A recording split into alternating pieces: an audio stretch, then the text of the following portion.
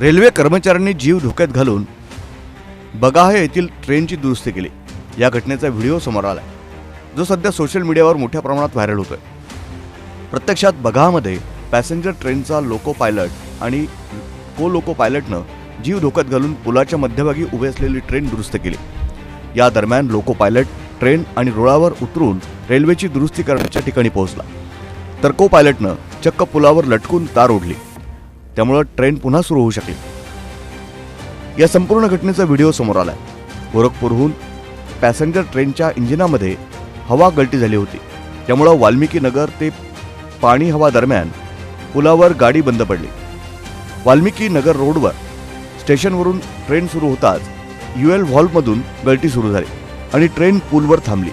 पुलाच्या मध्यभागी गाडी थांबल्यानं प्रवाशांमध्ये दहशतीचं वातावरण होतं। यूएल व्हॉल्वला गळती सुरू झाली होती। अशा परिस्थितीत गळती बंद करणं हे आव्हान होतं। या आपत्कालीन परिस्थितीत ट्रेनचे लोको पायलट अजय यादव आणि सहाय्यक लोको पायलट रणजित कुमार यांनी जीवाची पर्वा न करता पुलावरून ट्रेन खाली पोहोचले आणि व्हॉल्व दुरुस्त केला। ट्रेनची दुरुस्ती केल्यानंतर ती ट्रेन पुढे धावू शकली। ब्युरो रिपोर्ट, न्यूज डेस्क, महानगराची लाईफलाईन, मेट्रो न्यूज।